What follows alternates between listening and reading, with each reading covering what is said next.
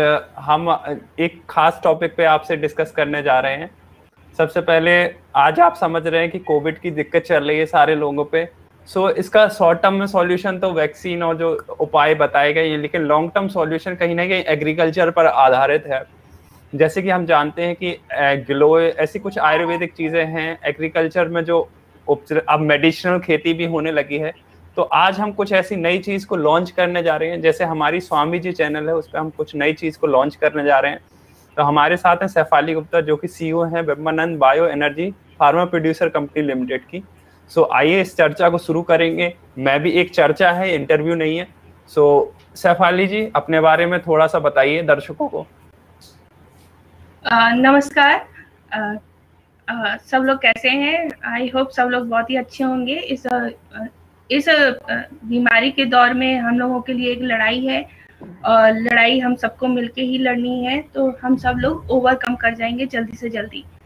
आज हमने जो इस स्वामी जी सात्विक चैनल पे हम लोग कृषि पर चर्चा करने वाले हैं। इस कृषि पर चर्चा में हमारा मोटिव है कि हम जो भी हमारे लोकल फार्मर्स हैं फसल उगा रहे हैं उनको पर्टिकुलर में वो किस तरीके से वो अपना एक्सपीरियंस इस चैनल पे आके शेयर करेंगे। हमारा मोटिव यही है, धीरे धीरे करके हम इस पे यही करने वाले हैं। ठीक है। तो जैसे कोविड का समय चल रहा है, कोविड के समय में जैसे मुझे पता है कि एग्रीकल्चर का बहुत बड़ा रोल प्ले होने वाला है, और एग्रीकल्चर में खासकर मेडिसिनल जो खेती आजकल बहुत प्रचलन में है कि लोग तुलसी की खेती कर रहे हैं, लोग गिलोय की खेती कर रहे हैं, अलग अलग चीजों की खेती कर रहे हैं। तो आपकी क्या राय है इसमें कि मतलब क्या एग्रीकल्चर रोल प्ले करेगा इसको कोविड से लड़ने में? फार्मर्स क्या रोल प्ले कर सकते हैं? जैसा कि हम जानते हैं कि 2020 और 21 में जो जीडीपी हमारा रहा है वो 20% तक एग्रीकल्चर ने कंट्रीब्यूट किया है। तो एग्रीकल्चर, ये जो डेटा आया है ये पिछले 2003 से 2004 में 20% जीडीपी कंट्रीब्यूट किया था एग्रीकल्चर सेक्टर ने, और तब जाके अब ये डेटा इशू हुआ है। तो हम देख सकते हैं कि हमारी आधी से ज्यादा पॉपुलेशन जो है, लेबर जो है एग्रीकल्चर सेक्टर पे ही काम करती है। तो एग्रीकल्चर सेक्टर पे ही हमारी सारी चीजें डिपेंडेंट है। हम अपने घर पे हर चीज से लेके, जैसे हम चादर की बात करें तो चादर हमारा कॉटन से बना होता है, कपड़े भी हमारे उसके भी खेती करी जाती है। वुड है, वुड प्लांट से आती है। और आजकल कोविड चल रहा है तो मेडिसिनल प्लांट्स की वैल्यू भी बहुत ज्यादा बढ़ गई है। तो हमें काढ़ा पीने के लिए रिकमेंड करा जा रहा है, जिसमें हम तुलसी, गिलोय, दालचीनी और ये सारी चीजें जो भी हमारी औषधि चीजें मेडिसिनल वैल्यू जो भी रखते हैं वो सारी चीजें मिला के हम काढ़ा बना रहे हैं। तो हम देखते हैं कि हमारी पूरी इकोनॉमी जो है एग्रीकल्चर पे ही डिपेंडेंट है। आज जहाँ कोविड काल में सारे सेक्टर्स में गिरावट आई है, वहीं एग्रीकल्चर में 3.3% के लगभग बढ़ोतरी भी हुई है। तो जैसे हमने काफी सारी चीज सुनी है कि एग्रीकल्चर में ग्रोथ हो रही है। आखिरकार जो अच्छे किसान है, प्रगतिशील किसान है, वो क्या चीज कर रहे हैं? जो कई सारे किसान हैं वो अच्छी अर्निंग चालू कर रहे हैं, तो उनकी क्या स्ट्रेटेजी रहती है? कैसे वो अपने काम को आगे बढ़ा रहे हैं? क्या किस चीज की खेती पे ध्यान दे रहे हैं जो प्रगतिशील किसान है? जो प्रगतिशील किसान है वो साथ ही साथ फसल तो उगा ही रहे हैं, नॉर्मल फसल भी उगा रहे हैं, और साथ ही साथ मेडिसिनल में जैसे तुलसी की खेती कर रहे हैं, गिलोय लगा रहे हैं।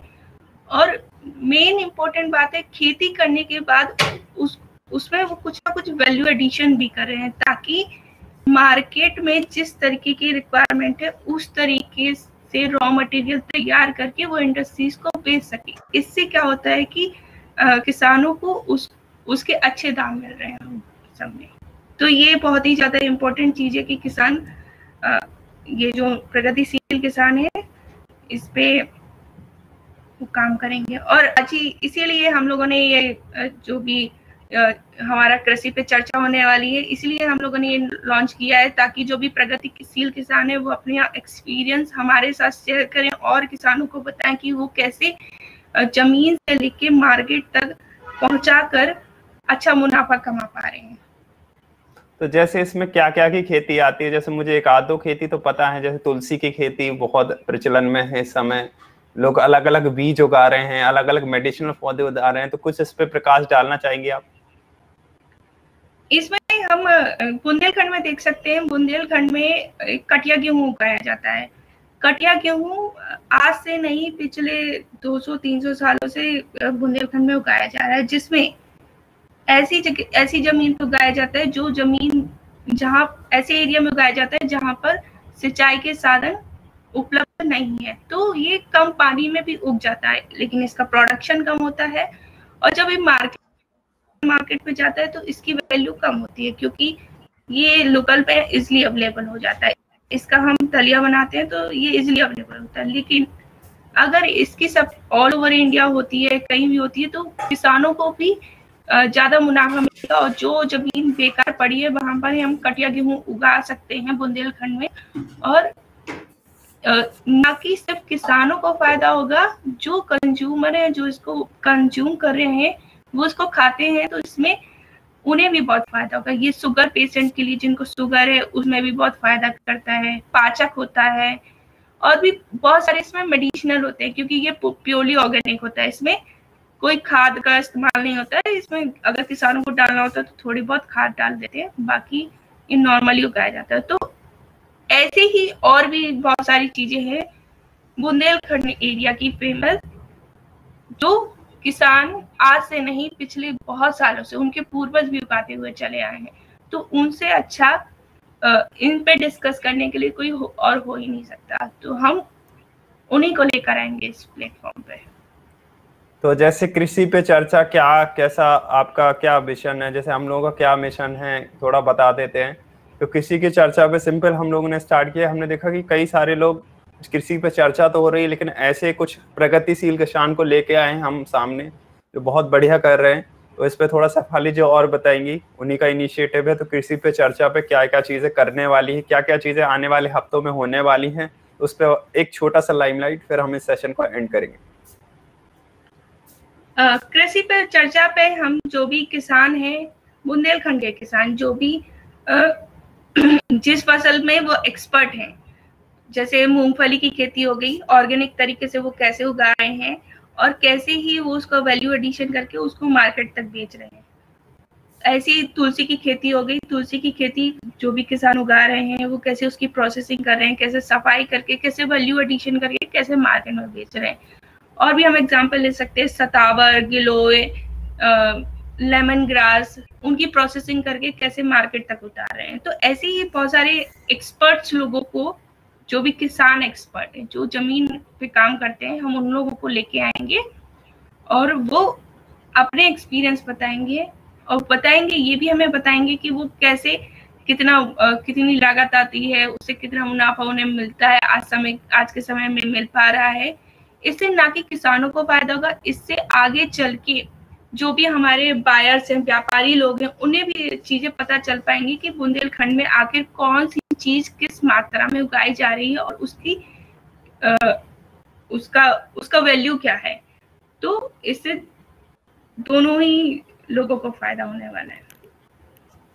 तो आज के सेशन में इतना ही। तो अब हम किस किस शेड्यूल पे, क्या हमारा कुछ कैलेंडर होगा कि कैसे कैसे हम आएंगे, किन लोगों को लेके आएंगे, कब हमारा नेक्स्ट वीडियो होगा, ये हम बहुत ही जल्दी आपको अपडेट कर देंगे। और हर वीक हम किसी ना किसी नए टॉपिक पे आपके साथ मिलेंगे हर हफ्ते। और हमारे चैनल को जरूर सब्सक्राइब करिएगा, स्वामी जी सात्विक, और इस चैनल को सब्सक्राइब करिए, शेयर करिए और ज़्यादा लोगों तक पहुँचाइए, जिसमें हम बहुत सारी एग्रीकल्चर और बहुत सारी ऐसी नई चीज़ें लेके आएंगे जो कृषि से रिलेटेड या आयुर्वेद मेडिसिन से रिलेटेड चीज़ें होंगी, जो कहीं ना कहीं डायरेक्ट फार्मर्स या जो हैंडमेड वर्कर्स होते हैं, जैसे कॉटन, ये सब चीज़ें, इनसे चीज़ें जुड़ी होंगी।